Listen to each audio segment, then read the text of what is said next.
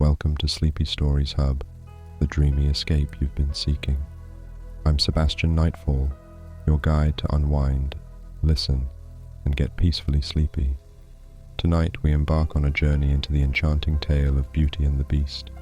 In the timeless enchantment of this classic story, we witness the transformative power of love as it blooms in the most unexpected places. Join me as we explore the magic woven into every word, creating a calming symphony for your night. And to each cherished viewer, a heartfelt thank you for choosing Sleepy Stories Hub.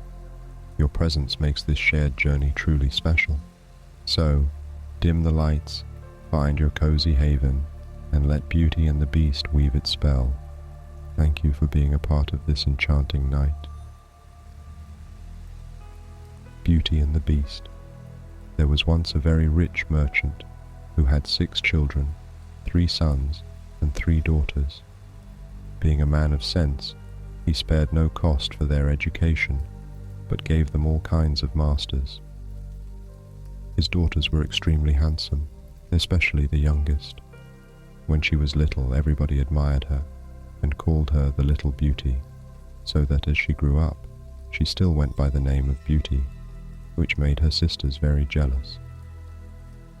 The youngest, as she was handsomer, was also better than her sisters. The 2 eldest had a great deal of pride because they were rich. They gave themselves ridiculous airs and would not visit other merchants' daughters, nor keep company with any but persons of quality. They went out every day to parties of pleasure, balls, plays, concerts, and so forth, and they laughed at their youngest sister because she spent the greatest part of her time in reading good books. As it was known that they were great fortunes, several eminent merchants made their addresses to them, but the 2 eldest said they would never marry unless they could meet with a duke, or an earl at least. Beauty very civilly thanked them that courted her, and told them she was too young yet to marry, but chose to stay with her father a few years longer. All at once the merchant lost his whole fortune, excepting a small country house at a great distance from town, and told his children with tears in his eyes they must go there and work for their living. The 2 eldest answered that they would not leave the town, for they had several lovers, who they were sure would be glad to have them, though they had no fortune. But the good ladies were mistaken, for their lovers slighted and forsook them in their poverty. As they were not beloved on account of their pride, everybody said, "They do not deserve to be pitied. We are very glad to see their pride humbled. Let them go and give themselves quality airs in milking the cows and minding their dairy. But," added they, "we are extremely concerned for Beauty.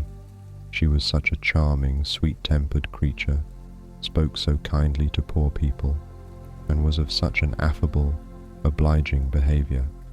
Nay, several gentlemen would have married her, though they knew she had not a penny. But she told them she could not think of leaving her poor father in his misfortunes, but was determined to go along with him into the country to comfort and attend him." Poor Beauty at first was sadly grieved at the loss of her fortune.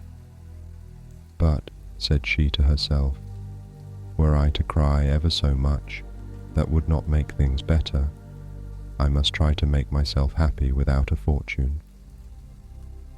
When they came to their country house, the merchant and his 3 sons applied themselves to husbandry and tillage, and Beauty rose at 4 in the morning and made haste to have the house clean and dinner ready for the family. In the beginning she found it very difficult, for she had not been used to work as a servant, but in less than 2 months she grew stronger and healthier than ever. After she had done her work, she read, played on the harpsichord, or else sung whilst she spun. On the contrary, her 2 sisters did not know how to spend their time. They got up at 10 and did nothing but saunter about the whole day, lamenting the loss of their fine clothes and acquaintance. "Do but see our youngest sister," said they, one to the other. "What a poor, stupid, mean-spirited creature she is, to be contented with such an unhappy, dismal situation. The good merchant was of quite a different opinion. He knew very well that Beauty outshone her sisters in her person as well as her mind, and admired her humility and industry, but above all her humility and patience. For her sisters not only left her all the work of the house to do, but insulted her every moment. The family had lived about a year in this retirement when the merchant received a letter with an account that a vessel, on board of which he had effects, was safely arrived. This news had like to have turned the heads of the two eldest daughters, who immediately flattered themselves with the hopes of returning to town, for they were quite weary of a country life, and when they saw their father ready to set out, they begged of him to buy them new gowns, headdresses, ribbons, and all manner of trifles. But Beauty asked for nothing, for she thought to herself that all the money her father was going to receive would scarce be sufficient to purchase everything her sisters wanted. "What will you have, Beauty?" said her father. "Since you have the goodness to think of me," answered she, "be so kind to bring me a rose, for as none grows hereabouts, they are a kind of rarity." Not that Beauty cared for a rose, but she asked for something, lest she should seem by her example to condemn her sister's conduct, who would have said she did it only to look particular. The good man went on his journey, but when he came there, they went to law with him about the merchandise, and after a great deal of trouble and pains to no purpose, he came back as poor as before. He was within 30 miles of his own house, thinking on the pleasure he should have in seeing his children again, when going through a large forest he lost himself. It rained and snowed terribly. Besides, the wind was so high that it threw him twice off his horse, and night coming on, he began to apprehend being either starved to death with cold and hunger, or else devoured by the wolves, whom he heard howling all round him, when, on a sudden, looking through a long walk of trees, he saw a light at some distance, and going on a little farther, perceived it came from a palace illuminated from top to bottom. The merchant returned God thanks for this happy discovery, and hastened to the place, but was greatly surprised at not meeting with anyone in the outer courts. His horse followed him, and seeing a large stable open, went in, and finding both hay and oats, the poor beast, who was almost famished, fell to eating very heartily. The merchant tied him up to the manger, and walking towards the house where he saw no one, but entering into a large hall, he found a good fire, and a table plentifully set out, with but one cover laid. As he was wet quite through with the rain and snow, he drew near the fire to dry himself. "I hope," said he, "the master of the house or his servants will excuse the liberty I take. I suppose it will not be long before some of them appear." He waited a considerable time until it struck 11, and still nobody came. At last he was so hungry that he could stay no longer, but took a chicken, and ate it in 2 mouthfuls, trembling all the while. After this he drank a few glasses of wine, and growing more courageous he went out of the hall, and crossed through several grand apartments with magnificent furniture, until he came into a chamber, which had an exceeding good bed in it, and as he was very much fatigued, and it was past midnight, he concluded it was best to shut the door and go to bed. It was 10 the next morning before the merchant waked, and as he was going to rise, he was astonished to see a good suit of clothes in the room of his own, which were quite spoiled. "Certainly," said he, "this palace belongs to some kind fairy, who has seen and pitied my distress." He looked through a window, but instead of snow saw the most delightful arbours, interwoven with the beautifulest flowers that were ever beheld. He then returned to the great hall, where he had supped the night before, and found some chocolate ready-made on a little table. "Thank you, good Madam Fairy," said he aloud, "for being so careful as to provide me a breakfast. I am extremely obliged to you for all your favours." The good man drank his chocolate, and then went to look for his horse, but passing through an arbour of roses he remembered Beauty's request to him, and gathered a branch on which were several. Immediately he heard a great noise, and saw such a frightful beast coming towards him that he was ready to faint away. "You are very ungrateful," said the beast to him in a terrible voice. "I have saved your life by receiving you into my castle, and in return you steal my roses, which I value beyond anything in the universe, but you shall die for it. I give you but a quarter of an hour to prepare yourself and say your prayers." The merchant fell on his knees and lifted up both his hands. "My lord," said he, "I beseech you to forgive me. Indeed, I had no intention to offend in gathering a rose for one of my daughters, who desired me to bring her one." "My name is not my lord," replied the monster, "but beast. I don't love compliments, not I. I like people to speak as they think, and so do not imagine I am to be moved by any of your flattering speeches. But you say you have got daughters. I will forgive you, on condition that one of them come willingly and suffer for you. Let me have no words, but go about your business, and swear that if your daughter refuse to die in your stead, you will return within 3 months." The merchant had no mind to sacrifice his daughters to the ugly monster, but he thought, in obtaining this respite, he should have the satisfaction of seeing them once more, so he promised upon oath he would return, and the beast told him he might set out when he pleased. "But," added he, "you shall not depart empty-handed. Go back to the room where you lay, and you will see a great empty chest. Fill it with whatever you like best, and I will send it to your home." And at the same time, Beast withdrew. "Well," said the good man to himself, "if I must die, I shall have the comfort, at least, of leaving something to my poor children." He returned to the bedchamber, and finding a great quantity of broad pieces of gold, he filled the great chest the beast had mentioned, locked it, and afterwards took his horse out of the stable, leaving the palace with as much grief as he had entered it with joy. The horse, of his own accord, took one of the roads of the forest, and in a few hours the good man was at home. His children came round him, but instead of receiving their embraces with pleasure, he looked on them, and holding up the branch he had in his hands, he burst into tears. "Here, Beauty," said he, "take these roses, but little do you think how dear they are like to cost your unhappy father," and then related his fatal adventure. Immediately the 2 eldest set up lamentable outcries, and said all manner of ill-natured things to Beauty, who did not cry at all. "Do but see the pride of that little wretch," said they. "She would not ask for fine clothes as we did. But no, truly Miss wanted to distinguish herself, so now she will be the death of our poor father, and yet she does not so much as shed a tear." "Why should I?" answered Beauty. "It would be very needless, for my father shall not suffer upon my account.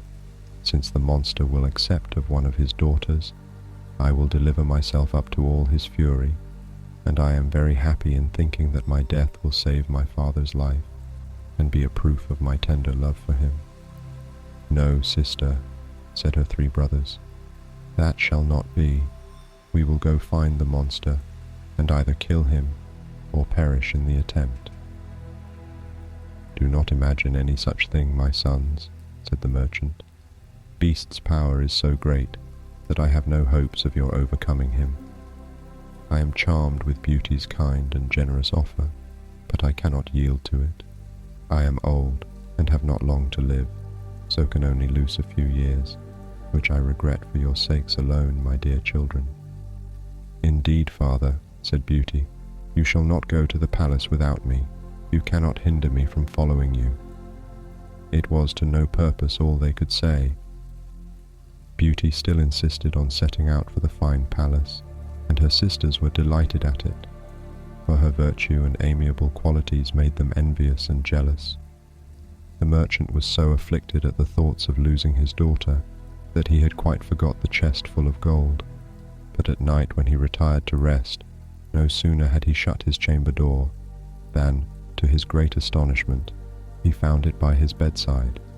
He was determined, however, not to tell his children that he was grown rich, because they would have wanted to return to town, and he was resolved not to leave the country. But he trusted Beauty with the secret, who informed him that 2 gentlemen came in his absence and courted her sisters. She begged her father to consent to their marriage and give them fortunes, for she was so good that she loved them and forgave heartily all their ill usage. These wicked creatures rubbed their eyes with an onion to force some tears when they parted with their sister, but her brothers were really concerned. Beauty was the only one who did not shed tears at parting, because she would not increase their uneasiness. The horse took the direct road to the palace, and towards evening they perceived it illuminated as at first.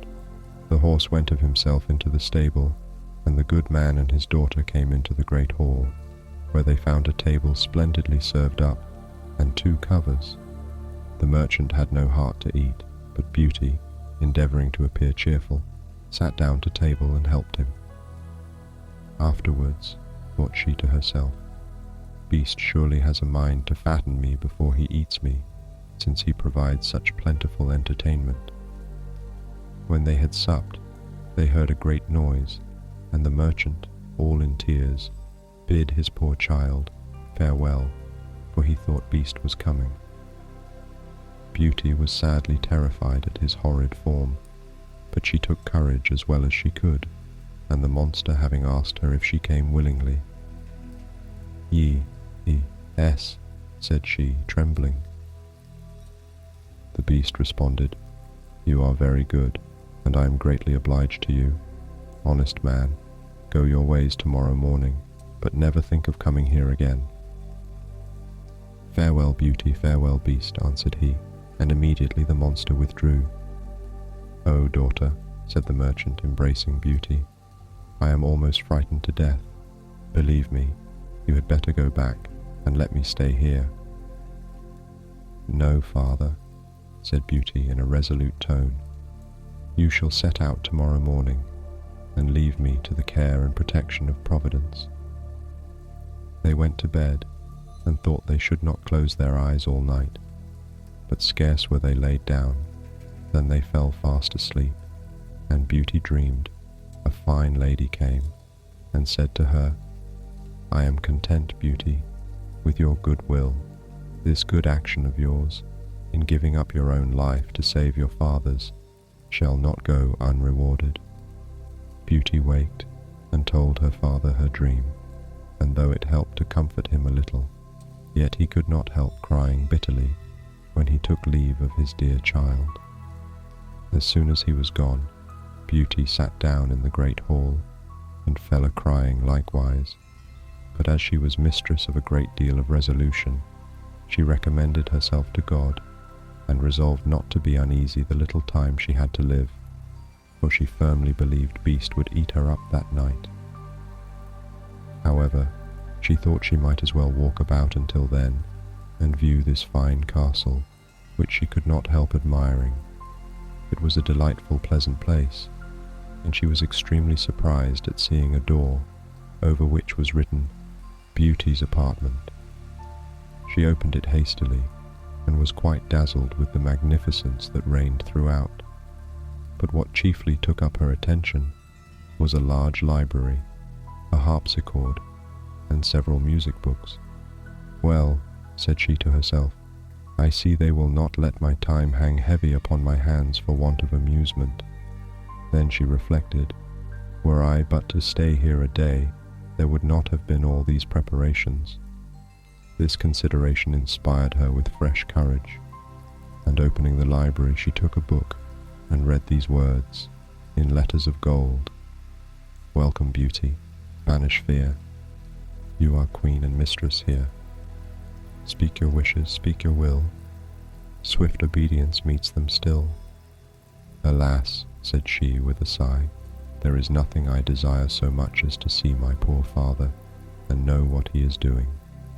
She had no sooner said this, when casting her eyes on a great looking glass, to her great amazement, she saw her own home, where her father arrived with a very dejected countenance. Her sisters went to meet him, and notwithstanding their endeavours to appear sorrowful, their joy, felt for having got rid of their sister, was visible in every feature. A moment after, everything disappeared, and Beauty's apprehensions at this proof of Beast's complacence. At noon she found dinner ready, and while at table was entertained with an excellent concert of music, though without seeing anybody. But at night, as she was going to sit down to supper, she heard the noise Beast made, and could not help being sadly terrified.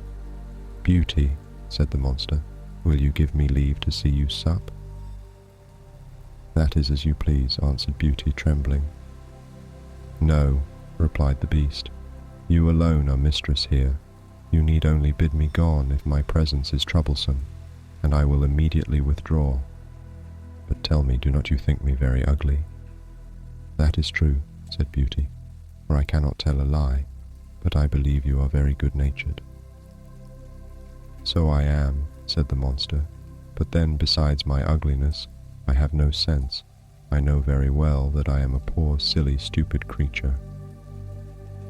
"'Tis no sign of folly to think so," replied Beauty, "for never did fool know this, or had so humble a conceit of his own understanding." "Eat then, Beauty," said the monster, "and endeavour to amuse yourself in your palace, for everything here is yours, and I should be very uneasy if you were not happy."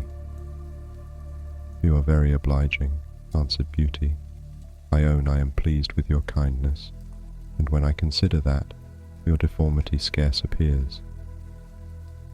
"Yes, yes," said the Beast, "my heart is good, but still I am a monster." "Among mankind," says Beauty, "there are many that deserve that name more than you, and I prefer you, just as you are, to those who, under a human form, hide a treacherous, corrupt, and ungrateful heart." "If I had sense enough," replied the Beast, "I would make a fine compliment to thank you, but I am so dull that I can only say I am greatly obliged to you." Beauty ate a hearty supper, and had almost conquered her dread of the monster, but she had like to have fainted away when he said to her, "Beauty, will you be my wife?"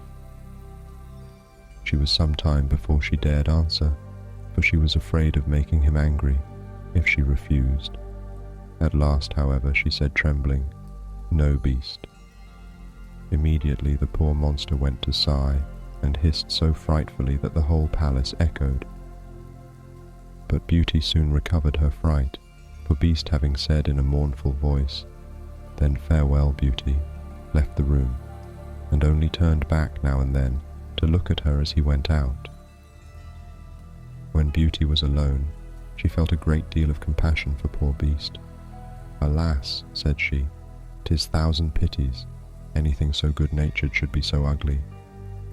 Beauty spent 3 months very contentedly in the palace. Every evening Beast paid her a visit, and talked to her during supper, very rationally, with plain good common sense, but never with what the world calls wit. And Beauty daily discovered some valuable qualifications in the monster, and seeing him often had so accustomed her to his deformity that, far from dreading the time of his visit, she would often look on her watch to see when it would be 9, for the Beast never missed coming at that hour. There was but one thing that gave Beauty any concern, which was that every night before she went to bed, the monster always asked her if she would be his wife. One day she said to him, "Beast, you make me very uneasy. I wish I could consent to marry you, but I am too sincere to make you believe that will ever happen. I shall always esteem you as a friend. Endeavour to be satisfied with this." "I must," said the Beast, "for alas, I know too well my own misfortune, but then I love you with the tenderest affection. However, I ought to think myself happy that you will stay here. Promise me never to leave me." Beauty blushed at these words. She had seen in her glass that her father had pined himself sick for the loss of her, and she longed to see him again. "I could," answered she, "indeed promise never to leave you entirely, but I have so great a desire to see my father that I shall fret to death if you refuse me that satisfaction." "I had rather die myself," said the monster, "than give you the least uneasiness. I will send you to your father. You shall remain with him, and poor beast will die with grief." "No," said Beauty, weeping. "I love you too well to be the cause of your death. I give you my promise to return in a week. You have shown me that my sisters are married, and my brother's gone to the army. Only let me stay a week with my father, as he is alone." "You shall be there tomorrow morning," said the beast, "but remember your promise. You need only lay your ring on a table before you go to bed, when you have a mind to come back. Farewell, Beauty." Beast sighed as usual, bidding her good night, and Beauty went to bed very sad at seeing him so afflicted. When she waked the next morning, she found herself at her father's, and having rung a little bell that was by her bedside, she saw the maid come, who, the moment she saw her, gave a loud shriek, at which the good man ran upstairs, and thought he should have died with joy to see his dear daughter again. He held her fast, locked in his arms, above a quarter of an hour. As soon as the first transports were over, Beauty began to think of rising, and was afraid she had no clothes to put on. But the maid told her that she had just found, in the next room, a large trunk full of gowns, covered with gold and diamonds. Beauty thanked good Beast for his kind care, and taking one of the plainest of them, she intended to make a present of the others to her sisters. She scarce had said so when the trunk disappeared. Her father told her that Beast insisted on her keeping them herself, and immediately both gowns and trunk came back again. Beauty dressed herself, and in the meantime they sent to her sisters, who hastened thither with their husbands. They were both of them very unhappy. The eldest had married a gentleman, extremely handsome indeed, but so fond of his own person that he was full of nothing but his own dear self, and neglected his wife. The second had married a man of wit, but he only made use of it to plague and torment everybody, and his wife most of all. Beauty's sisters sickened with envy when they saw her dressed like a princess, and more beautiful than ever, nor could all her obliging affectionate behaviour stifle their jealousy, which was ready to burst when she told them how happy she was. They went down into the garden to vent it in tears, and said one to the other, "In what way is this little creature better than us, that she should be so much happier?" "Sister," said the oldest, "a thought just strikes my mind. Let us endeavour to detain her above a week, and perhaps the silly monster will be so enraged at her for breaking her word that he will devour her." "Right, sister," answered the other. "Therefore we must show her as much kindness as possible." After they had taken this resolution, they went up, and behaved so affectionately to their sister that poor Beauty wept for joy. When the week was expired, they cried and tore their hair, and seemed so sorry to part with her that she promised to stay a week longer. In the meantime, Beauty could not help reflecting on herself, for the uneasiness she was likely to cause poor Beast, whom she sincerely loved, and really longed to see again.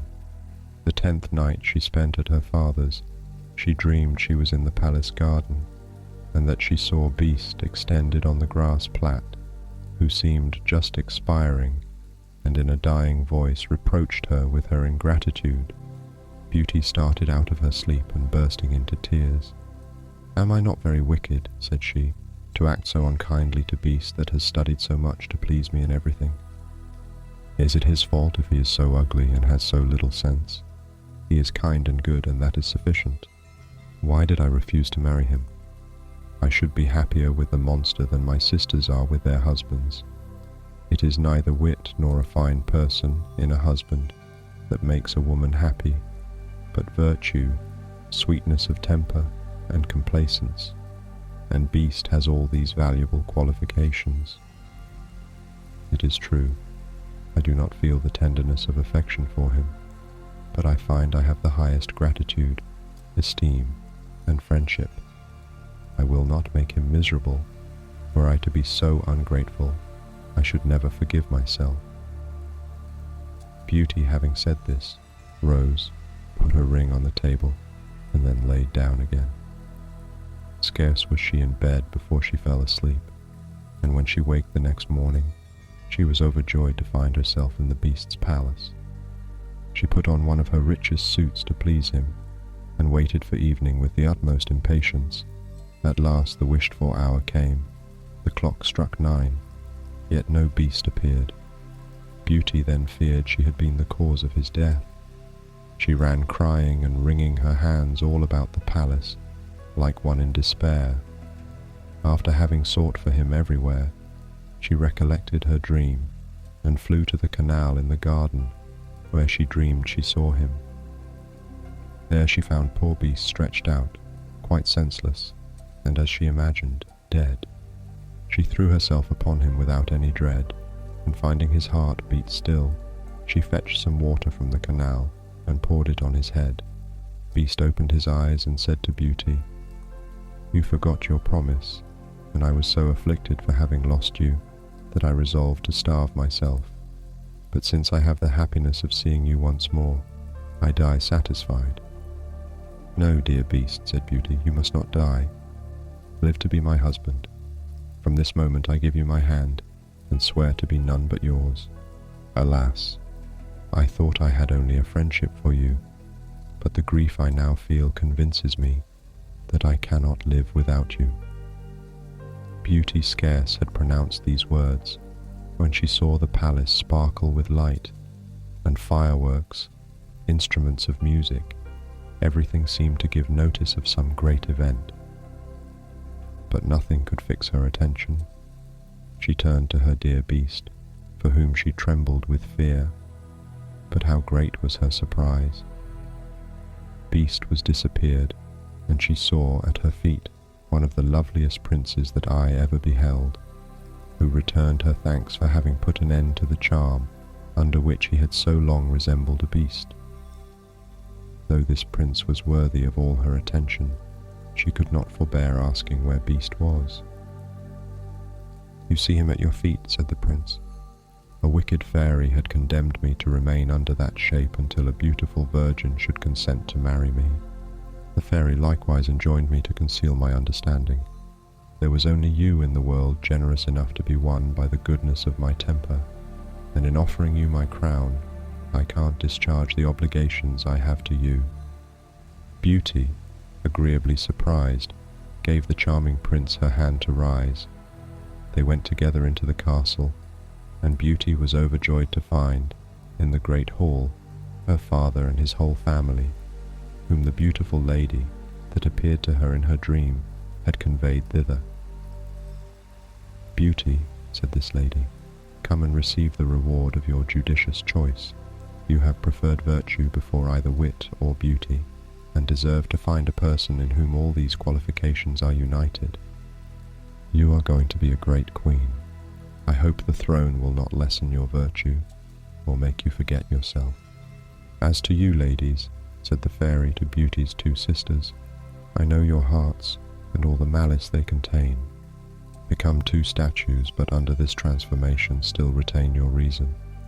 You shall stand before your sister's palace gate, and be it your punishment to behold her happiness, and it will not be in your power to return to your former state until you own your faults.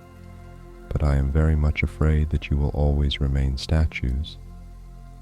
Pride, anger, gluttony, and idleness are sometimes conquered, but the conversion of a malicious and envious mind is a kind of miracle." Immediately the fairy gave a stroke with her wand, and in a moment all that were in the hall were transported into the prince's dominions. His subjects received him with joy. He married Beauty, and lived with her many years, and their happiness, as it was founded on virtue, was complete.